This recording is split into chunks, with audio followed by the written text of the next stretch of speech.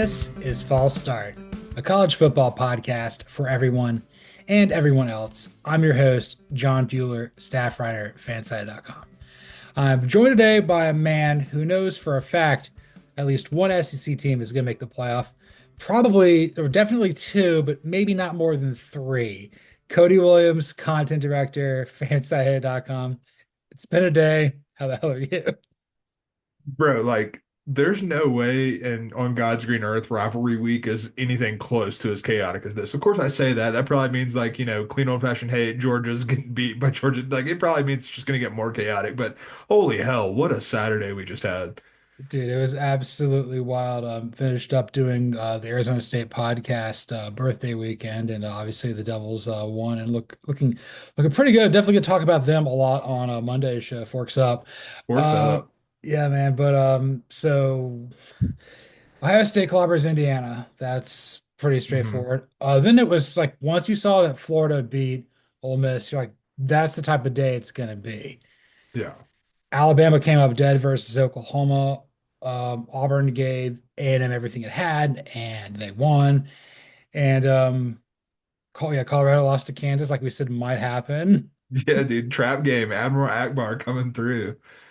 And then obviously Notre Dame steamrolled Army, like we said they would. I think that about covers it. I think for the most part. Penn State won by one Penn against State won. Minnesota. It was Mhm. this close to being even Yes, more chaotic. I almost got that right. And then Georgia played with its food a little bit versus UMass, but came out okay. But Yeah, I mean it was UMass. They just started trying and it was totally cool. it's cool if we could try UMass. And we're going to try here with our first run of the day here for 3 yards in a cloud of punt here. I'm going to run with Ohio State being a serious national title contender. I might even say they're the favorite right now. There's something about how they've played up to this point where I don't care they lost by a point in Autzen, like Will Howard slid. It's a tough place to play. Hmm. I feel like they beat Penn State in a game where they didn't play their best, and they go out there and they just clobbered Indiana. They've been the most battle-tested team in the Big Ten. And it could all be for naught next week if they lose to Michigan, or if they lose to Oregon and Indianapolis, which I believe they're on track to. I think if as long Yeah. as they win, they're going to get in. If not, it will be Penn State playing Oregon. But I don't know, Ohio State just for whatever reason, I just trust their depth a lot more than Oregon. Hmm. Maybe the coaching is not as good as it is in Eugene, but like this thing's going to be about overcoming attrition. And as I say that, they're pretty beat up along the offensive line with missing Seth Chase McLaughlin, and then Josh Simmons has been out for a while. But I don't know. I feel like watching Ohio State win the signature game of the first window today was like, okay, they're ready. They're ready for whatever is to come, and they're going to be a force wherever they're slotted into the playoff, whether that's the one or the five. I don't see it being anywhere else. No, Big and Ten. I'm with you. Like I know I was hard on Oregon and Ohio State after last week, and to be clear, some of my doubts about Ohio State still exist. Like I still don't think Will Howard's that good. I still think this offense probably could be better with a better quarterback in the mix. But I honestly, like, what I saw today told me it might not matter. This defense is that damn good. Like, Curtis Rourke's life was a living hell today. Like, Curtis Rourke had a bad time playing in Columbus today. And it's just Ohio State, like you said, the depth and the talent is just so overwhelming sometimes. Like, you can write off someone like if you're on the Indiana side of things, talking about Indiana, like, I do think that the Hoosiers have a case to be made that like when you talk to just offense and defense, they didn't play that poorly today. Like I think that the offense, despite Curtis allowing tremendous pressure in the offensive line, not really holding up well, I still don't think the offense played that poorly. The defense actually did a pretty decent job of slowing down this Ohio State attack. But you have a Caleb Downs 79-yard punt return for a Yeah, touchdown, and you have a muffed punt muffed. I don't even know what you call it. They called it a muff punt on the broadcast, but it's a botched snap on the punt that Ohio State recovered at the 5-yard line. And so, like, that's if you're Indiana, that's the two things you can't have happen is special teams right. mistakes. But that's also the Ohio State effect. Granted, the punt maybe not like there's no Ohio State player that causes that, but that is, you're playing Ohio State, you're in the shoe, and like that's the type of things that happens when you're on the road in an environment like that. And you talk about someone like Caleb Downs, he doesn't get mentioned a whole lot because we talk so much about the offensive talent that's on this team and the defensive front. We don't talk about Caleb Downs, who might be the best defensive back in the country sitting back there and also happens to be an elite return guy on back there. Like, at the end of the day, my doubts about Ohio State still might not be enough to hold them back from winning a national championship. And I think like I need to get past that mental block in my head. That's kind of where I got with Georgia, and that's kind of where I've gotten with Ohio State. Like at the end of the day, there's just too much talent, and it's not going to matter.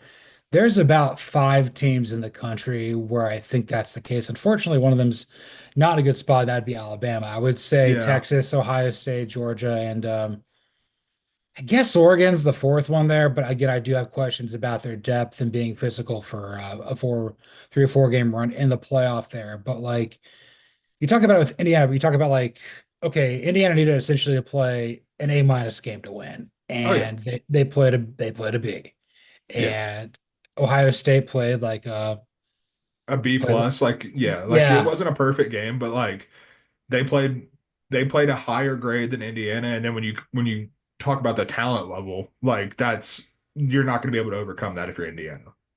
No, it's but like I said, you said Ohio State has the ability to make someone like play like a lesser game because you got to deal with Hmm. people blowing stuff up. You can have like a perfect offensive script with Chris Getty and Curtis Work, but then you got Jack Sawyer and JTT blowing everything up, and they got Caleb Yeah. Downs in the backfield. Like that's I just kind of feel like Ohio State's built to win a national title. I'm not saying they will, but like they're going to continue to be on the short list of teams that are going to do it, unless they lose to Michigan next week, and that point I'll completely cross them off. That's Look, how man, this is. I'm never gonna rule out what can happen in Michigan, Ohio State. Like I just can't at this point. But I don't think Michigan can hang. I don't think Michigan can score on this defense because frankly, I don't think they could score on like some high school defenses at this point. They could score Northwestern. That's why they're going bowling. We'll have to celebrate that on Monday. That's going to be Again, high uh school defenses, I said. It's basically what Northwestern's trotting out there at this point. speaking of high schoolers, Connor Stalions getting Bryce Underwood to flip.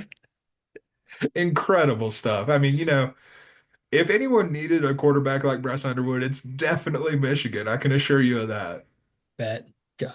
A bet, yes. I love that's panacea, but it's something. It's some sort of it's some sort of opium, I guess.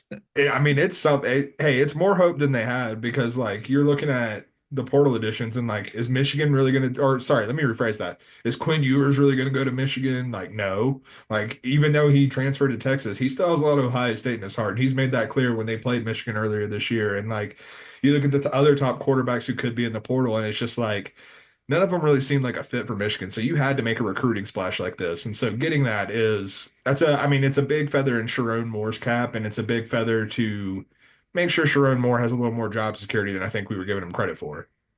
Also, the fact that Nebraska is bowling now too, like it basically Yeah. means Dylan, you can't leave. Yeah. Like, nah, no, no, we're gonna make a decision for you because you suck hellacious ass at doing that. So No, 100%. you're, Yeah. you're gonna have to make friends, You're being not going high. to be Bear Alexander. You were in high school, but you're not going to do it at the college level. You may feel comfortable in the portal. I was born in the portal, Molded by molded by the portal. it.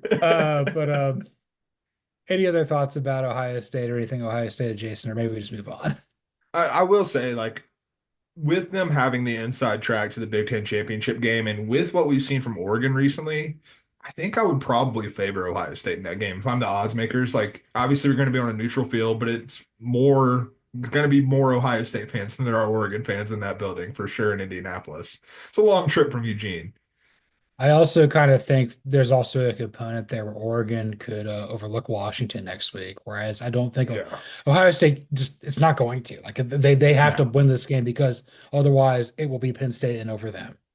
No, I mean that was one of Indiana's best chances this week is that they were overlooking that Ohio State was overlooking them because the Michigan game does mean so much to Ryan Day, does mean so much to that program. Obviously, it didn't happen, but I mean that was, if you're painting the picture of how Indiana pulls it off, that would have been part of it. Yeah, Indiana's not in the worst shape possible because of what all the chaos that Yes. happened today. So let's go with your run. What do you want to run with now? Dude, I'm running with the fact that the SEC is absolutely bat ass crazy right now, and I love it, dude. It's the best thing that could happen to college football. Like, we came out of last week, and it was kind of like a formality of like, okay, the SEC is getting 5 teams in, and like it's not really in question at this point. Now it's at the point where it's like, okay, maybe they get four in, maybe they get three in. We don't really know. It's kind of all over the place with Alabama going down, with Ole Miss really shooting itself in the foot, with Texas A&M really throwing a wrench into this. Like, even if Texas A&M beats Texas next week, Texas A&M is probably still not going to be in the college football playoff at that point. So like you created a bunch of chaos that makes for extremely fun narratives going into the final week of the regular season, but also creates a lot more drama with the playoff than I think otherwise would have been there because there were so many teams that was just like win and in. Alabama, Ole Miss, like they both fell into that category. Well, they didn't win, and so they're not in, and we don't know what's going to happen now. Yeah, so like right now, I think when we get to this on Monday and however you've done your projected AP top 25, like right now, Texas, Georgia, and Tennessee are the only ones that feel comfortably in at this moment. And I feel like Yeah. there's a clear line there because the three loss component there with Alabama, Ole Miss, and now A&M, and South Carolina's been there too, and Mizzou. Like Hmm. it's so stupid. But I think right now it's Georgia is a lock to basically go to Atlanta. Like Yeah. people are freaking out about because and they're going to face the winner. They're going to face the winner of either Texas A&M because Texas A&M only has two losses in conference play. The Hmm. third was to Notre Dame. And if it would have came down to, I think Georgia has the head-to-head tiebreaker over Tennessee and Texas, and then I think it's also like the common opponent component with A&M and Georgia. It's like Georgia would be 4-0 and A&M would be 3-1 with a loss to Texas, now Auburn. So it doesn't matter. A&M's basically guy has to be Texas. Oh, A&M's toast. Yeah, A&M's super toast right now. But yeah, I mean, this was a big Saturday for your Bulldogs. Like it's kind of the same position as Clemson in the ACC where like you don't control your own destiny, but that might be a good thing with how the end of this college football season is playing out because you're already done with conference play. You don't have to worry about taking another conference loss as you're trying to look ahead to a rivalry game or whatever else could be affecting you. But like Georgia's sitting pretty because they got to tune up against UMass and then they get to, probably beat Georgia Tech into submission. I would have to say, even with the chaos we saw today, I still feel pretty comfortable that's probably going to happen because it is Georgia Tech and they don't call it clean old-fashioned hate for nothing. So like, No, that there's a chance that could be our Admiral Akbar next week. Probably going to be. yeah, Yeah. absolutely. So just thinking about it from this perspective, like when you're in, like if Tennessee beats Vanderbilt, they're in. That's Yeah, 100%. and if Can Georgia we rule out Vanderbilt at this point? No, no, we can't. no, no, it's the same thing with Georgia Tech. It's like as long as Georgia beats Georgia Tech, they're gonna be in. I think basically regardless of what happens in Atlanta, I think Georgia and Texas with Georgia with two losses and Texas with one loss, like pretty much at that point, like they're going to get in because Hmm. I don't think the selection committee is going to punish Georgia having a potential third loss in a rematch versus Texas. Yeah. Like I don't see that that would happen. They'd No, if they probably split that, no, no shot. Especially with how uh, dominant that first game was, I don't think so. particularly with I don't care that Alabama or Ole Miss have the head to head over them. They played one more game than them, and then you also have I don't see I don't see any way where Georgia's not in if they beat Georgia Tech, they're in no matter what. Yeah, because I mean, like, every one of Georgia's losses would have been a quality loss. And now Alabama can't say that.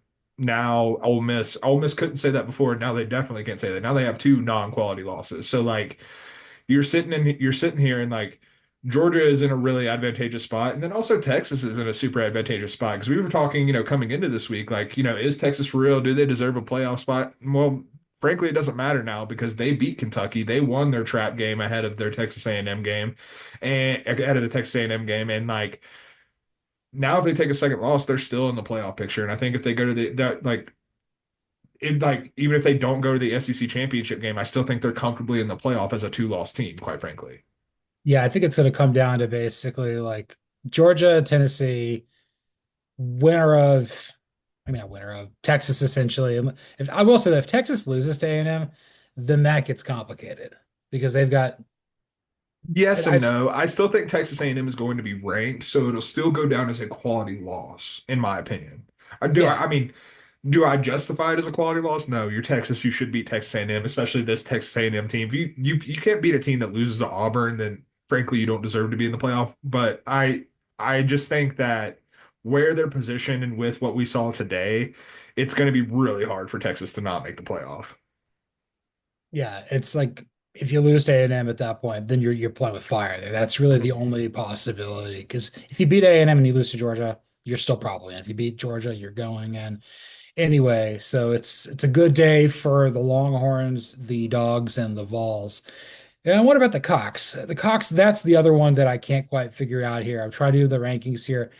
So they've lost head to head to Alabama and very closely and got smoked by Ole Miss. And then they lost a very close game to LSU, but have won 5 in a row, and they could beat Clemson next week. Yeah, so the path for South Carolina, I think, is twofold. Obviously, you beat Clemson.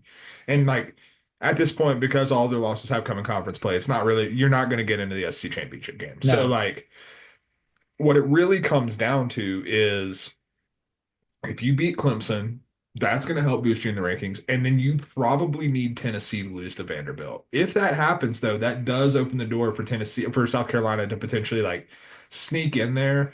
And I think that would also depend on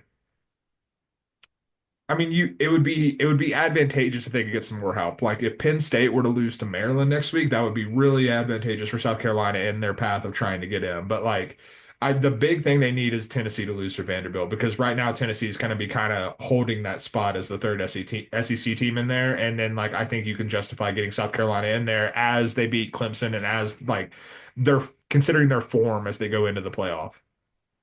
I think that's fair. They're playing with their hair on fire. I think they'd be a really dangerous team if they got in. Oh yeah.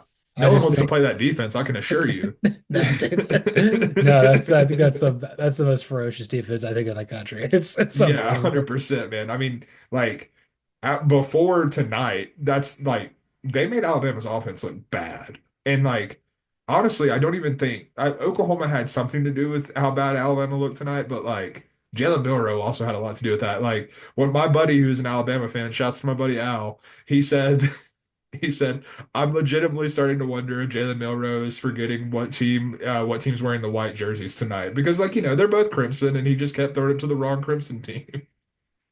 Crimson Tide, Crimson and Cream, and this is false start. That's right. He's got to come back. Like I don't. I mean, I. Yeah. It's like again. I feel like Beck, Ward, and Sanders are getting like they're starting to kind of build up. Beck looked Mhm. great today. And he still had some. He still had people in his face, and that's going to be an issue throughout the entire rest of the year there for Georgia. I don't know. Maybe Dart's stock rises. There's Not after something. today, dude. He looked awful today. Oh Good no. God. Soon as I said that, I'm like, no. I guess we have to, I mean, we'll probably pivot there and talk about that in a second. Anything else before we talk about the two SEC teams of note here with any I'm trying to think with Let's go ahead and pass, dude. I'm ready to air it let's out. pat Let's go. let's air it out here. Yes.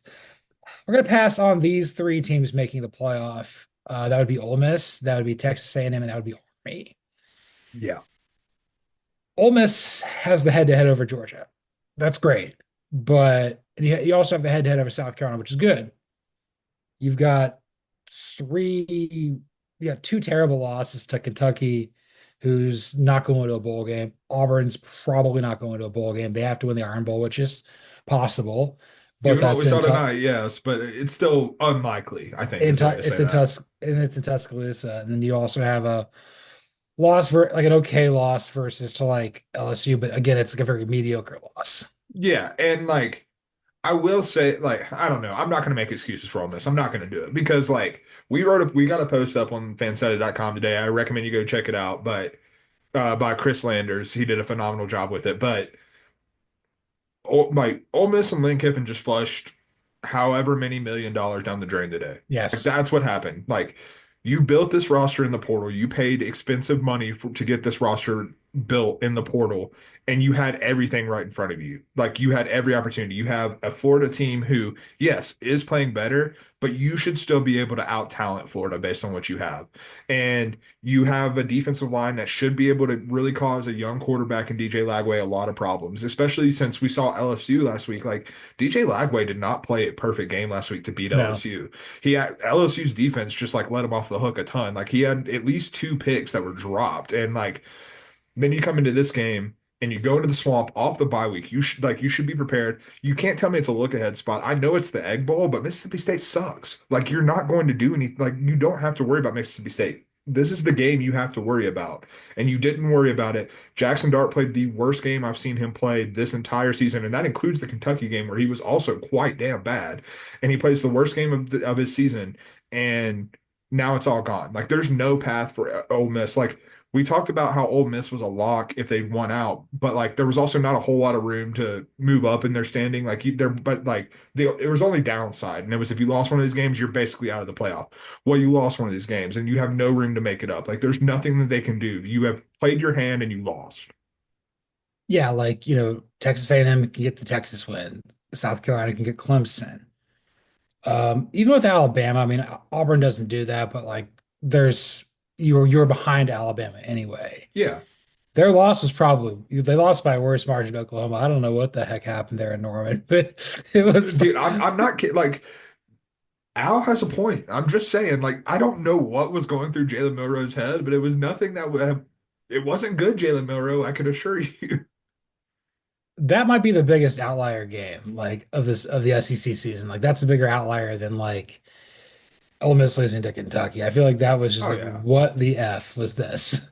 No, 100%. Like even the Texas A&M Auburn game, like when I was looking at the odds coming into this week, like Texas A&M was a 2.5 point favorite at Jordan Hare, and I was like, that's fishy. Something's going on there. And like I literally included in the upset picks column that I do weekly, red flags, because I was like, look, I didn't have this game pegged as something to be on upset alert, but like when the odds makers are telling you something like that, you got to see it. Well, Alabama was favored by 14 on the road in Norman, and they lost by 21. And like I will say, I know if Alabama fans find this video, they're going to be talking about the call that nullified the Ryan Williams TD.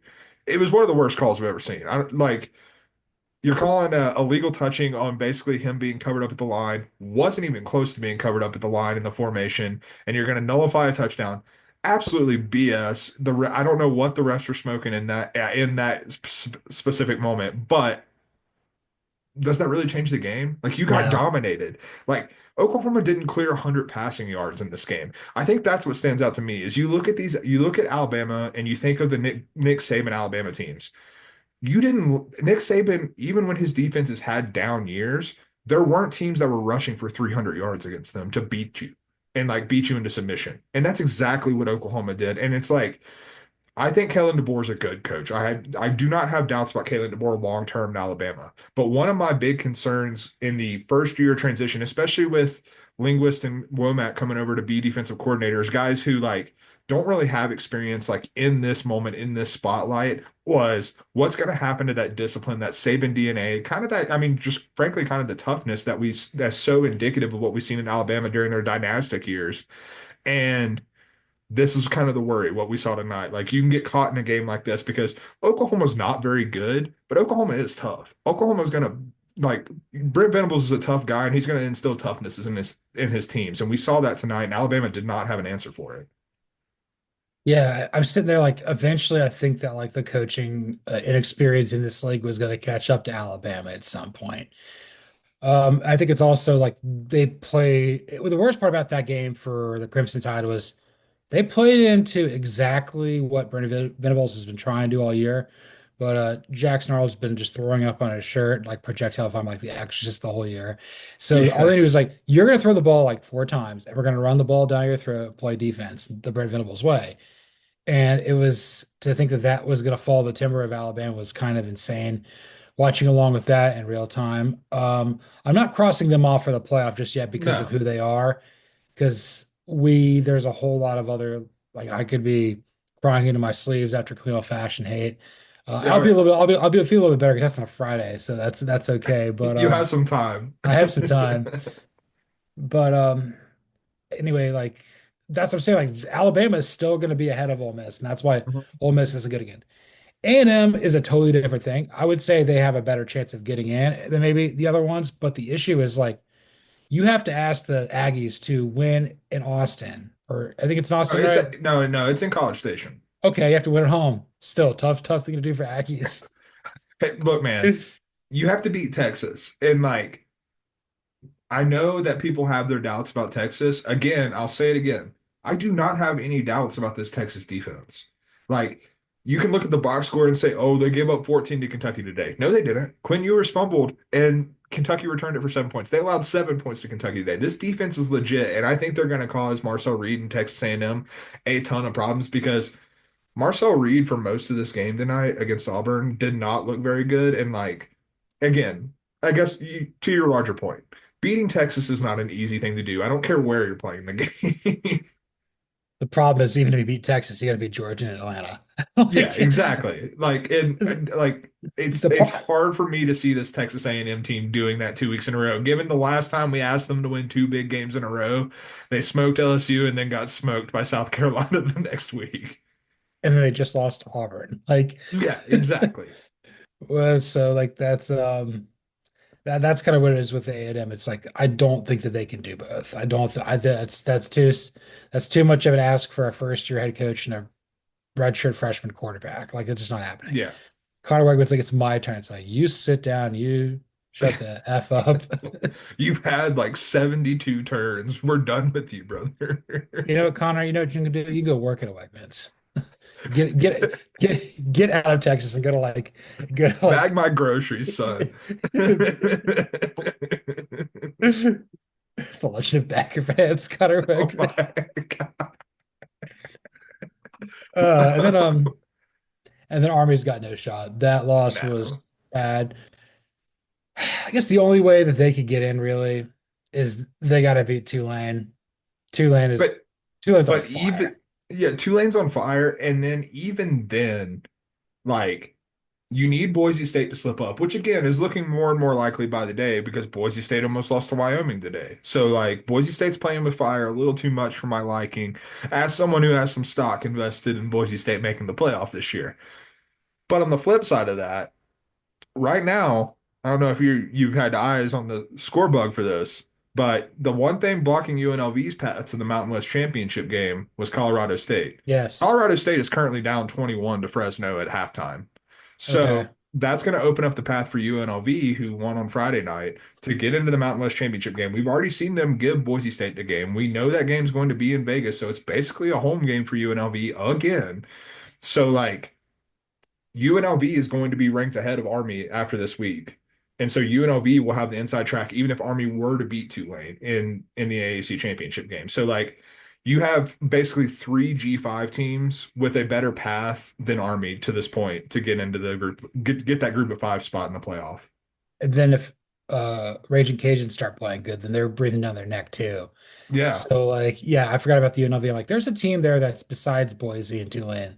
That's Hmm. there. That's the Rebels. So yeah, it's like you're sitting there and like you can't tell me like unless you beat Tulane soundly and Boise State messes up.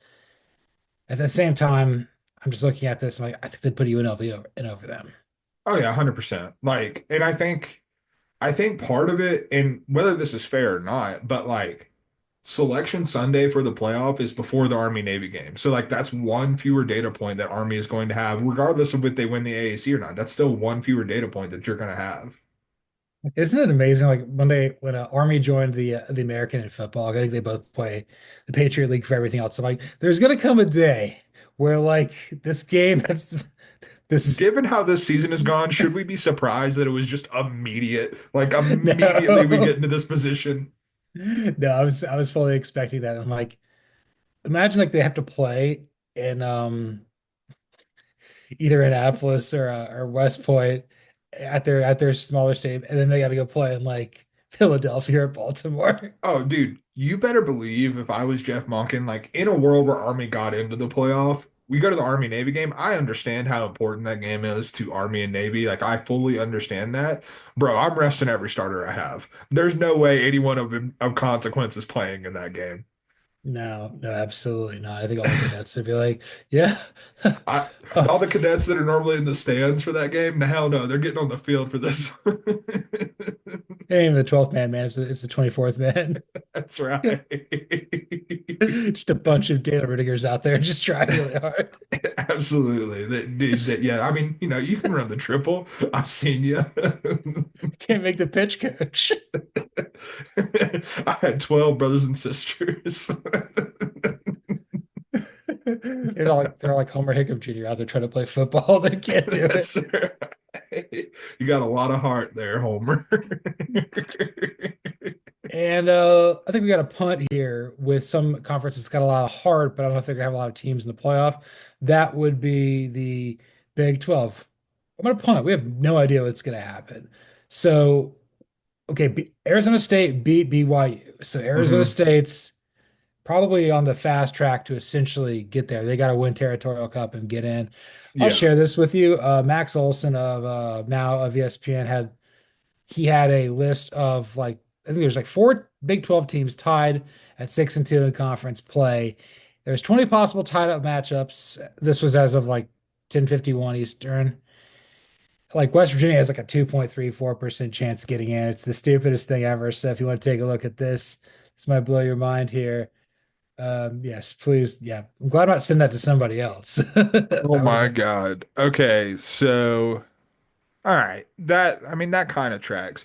I will say it is I wonder what he's using to get these percentage points because here's the thing, like when you look at Iowa State, like they're given by Max Olson's numbers, they're given more than a 50% chance of getting in. And I guess that's because they're probably going to be favored in Farmageddon. But yeah. the way Iowa State played tonight, flirting with disaster against Utah, which would like that was another result that almost went haywire. Like I Yes. was, or Utah missed a kick to force overtime in that one. Kansas State blew the doors off of Cincinnati tonight. It seemed like the offense got something right. Probably something to do with Cincinnati, who I think might be on quit watch. Shouts to Yeah. Satterfields across the country who all suck at college football. But it's just this conference is a headache for our business, quite frankly. Like they just constantly, like, I don't know what to do with them. Like last week, I'm like, yeah, no one wants to play Colorado. Well, apparently Kansas freaking did because they ran the ball down their throat for 60 minutes and didn't stop. So like, I just no team is dead. Essentially, is what is what it boils down to. Like any team that is like of any kind of quality in this conference is still very much alive. Granted, you need specific results. Like I was telling you before we went live, like Colorado, although they shot themselves in the foot today, still alive if they beat Oklahoma State, which not too terribly worried about Yeah. that, particularly in Boulder. Like I'm not that's not something I'm worried about. But if you get an Arizona win in Territorial Cup, which Arizona's played really poorly this year, but I think we still think they have the talent to pull off something like that. Like that's not out of the question entirely.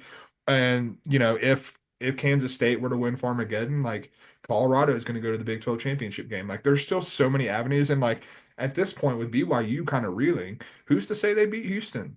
Like at this point, like I'm not saying Houston's good, but like there are a lot of teams in this conference that we talked about it coming in this year, and it was one of the main reasons why I said the Big 12 was only going to get one team in the college football playoff is every year they beat each other up. And you just added four teams that do the same thing with each other. Like that's you just added more chaos to the mix, and we're seeing it play out before our eyes. And then there's Baylor at 12.5%. And they got Kansas. Kansas playing for bowl eligibility. That game's gonna be that is Dave Aranda might get beat by like 40 in that one. Dave Aranda might just go to he may just go to an astral plane and never return. Look, I can't think of many bigger coaching mismatches at the Power Four level than Lance Leipold versus Dave Aranda. I don't know. Kirby Smart versus Brian Harsin was pretty bad back in the day. I mean, fair, but Brian Harson no longer a P4 coach for that No, exact reason. no, but Dave Aranda's keeping his job though. I know that for a fact, and For he earned better it. or worse. You earned that. You earned that sticker, bud. So I'm gonna ask you this. I've not had the chance to look over your projected AP top 25. What's the highest ranked Big 12 team you have, if off the top of your memory? I have Arizona State, and I will actually tell you where I have Arizona State. I have Arizona State. I have them going up probably higher than I should, but I just can't help myself sometimes. I have them going up to 14. Okay. Just because when we're looking at how teams got to this point, like we saw Colorado start to kind of like steadily climb up in the rankings a little bit because of how well they played of late. And like all these teams have been bunched together for a long time. Like that's not something that's new in this. For the past like 3 weeks, they've all been kind of bunched together. And Colorado seemed to be kind of like trending more towards BYU towards the front of the Big 12 groupings. Well, now Arizona State has kind of separated themselves from that pack. So whereas I have like the rest of that cluster with Iowa State, Colorado, and BYU in like the 19 to 21 range, I think Arizona State has earned the right to kind of be the front runner of those. And so I think like 14, because I also thought, okay, with the losses that Ole Miss has taken, I'm dropping Ole Miss behind Arizona State for sure. And like there's just teams that kind of like fell back behind there. Texas A&M was at 15, so they're going to pull back. Like you just have a lot of chaos that's happening in front of them. So I do think the opportunity them for them to jump and then for teams to fall back behind them creates a 7 spot jump in the rankings. Yeah, I would have had, I think initially I had Arizona State like 17. That's like the first I would have them there, but like I'm still trying to sort that out. Probably feel what you're feeling with Ole Miss. I feel like I got to drop them a little bit further than that. But like again, like once I got past Clemson at like the at like number 12, I'm like, okay, what are we doing? I have no idea. This Oh, is dude, I mean, like it's throwing a dartboard at like at the wall or a dart at the wall right now. Like we're guessing. but after the results of today, I think entering today, we wanted it to be the pregame with Arizona State, Colorado. We thought that would be the best. Is that the most likely to happen, or does it feel like, or The what's likely it? the likeliest outcome right now, if I'm not mistaken, so let's run through next week's Big 12 slate. We have Utah at UCF. Who's the favorite in that? UCF most likely. They're both I, out. I I mean, Yeah, let's. I want nothing to do with that football game, but let's just say the home team UCF wins. So then we have Colorado hosting Oklahoma State. Gonna give that win to Colorado. Then we have Arizona hosting Arizona State. We'll give that to Arizona State. We have Baylor hosting Kansas. We'll give that to Kansas based on what Kansas has done. BYU hosting Houston. We'll give that to BYU. Cincinnati hosting TCU.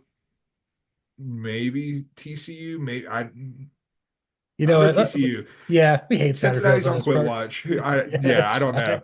We'll give Iowa State Farmageddon, and we'll give Texas Tech the win over West Virginia. I just think Texas Tech's a little bit better than West Virginia, frankly. Calculate those standings. That gives us Arizona State versus Iowa State in the Big 12 championship game. That's with basically who we're deeming as the favorites off the top of our heads. But I think that let's see, the tiebreaker that we get here, Iowa State is above BYU and above Colorado based on record versus common conference opponents all played equal times. So like Okay. we're getting down on the tiebreaker list when you get to that point. So like it is we're splitting hairs here, but like Colorado has the least likely path of like the four contenders that we would want to see out of BYU, Arizona State, Iowa State, and Colorado. Okay, that makes sense. So let's just try to map this out so we get our minds ready for rivalry week. We're gonna have a bunch of really cool content coming out here, Oh yeah. including something that I read about 69 times. Oh yeah, and you know, you get to unpack some of the some rivalry trophies with me because nothing gets my blood flowing like a rivalry trophy. I even added some of my under there because like why not? Why not have the best trophies imaginable? So right now, it's the ACC championship. SMU's already punched its ticket. It essentially Mhm. needs Miami to win. So the most logical would be Miami playing SMU in the ACC. Correct. Yes. The Big Ten, the most like Oregon's already punched its ticket. So the most likely would be Oregon, Ohio State. If Ohio State loses, that's Penn State. Yep. Indiana can't go, I don't Yeah, think. Indiana can't go. I don't believe. Unless Penn State loses too. So Which yeah. again, who the hell knows at this point? Okay, and then the Big 12, the most likely one, what you just put out there would be Arizona State, Iowa State. Yep. And then the SEC would be Georgia, Texas, I think is what that Yeah. would be. Those are the most likely. Yep. We kick it out to the so we already know it's Tulane Army and the American. The group the Mountain West, that would be It's looking probably like Boise UNLV is kind of was what it's you trending towards right now. and the MAC doesn't matter, QC doesn't matter, and Sun Belt, it's probably Raging Cajuns and who cares? Yeah, and Raging Cajuns, they won today, big win over Troy, but like they've been faltering a little bit lately. So like I do wonder what their upside is. And the thing that hurts them is their one loss is to Tulane. That hurts them so bad. Yeah, exactly. So we're looking at, yeah, that's kind of what we're potentially looking at there for a championship Saturday. That's going to be We already absolutely. had a championship game today. Sorry, I need to interrupt you here. Oregon State Pac-2 champions beating Wazoo today. Did not see that coming because Oregon State I thought was a dead team walking.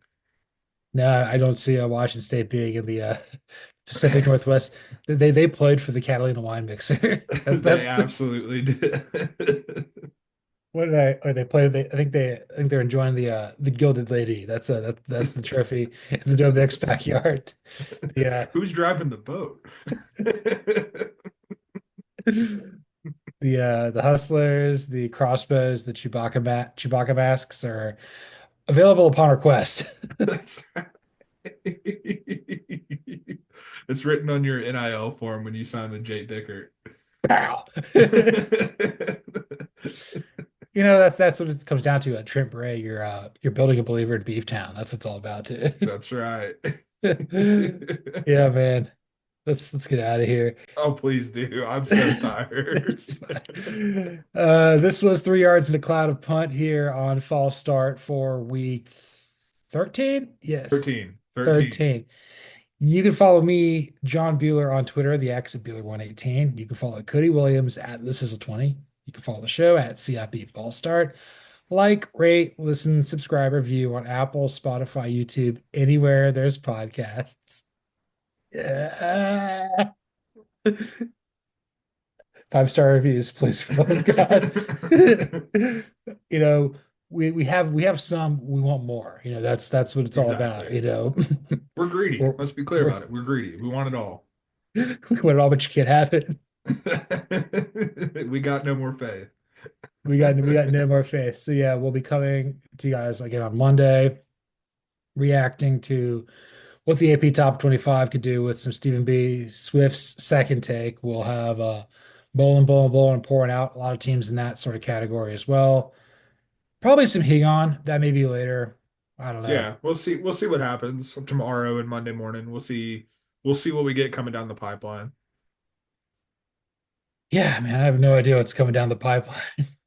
I sure as hell did not know what was coming down the pipeline today. I can assure you of that. You're having a better time than Lane Kiffin. You got to be having false start, I guess.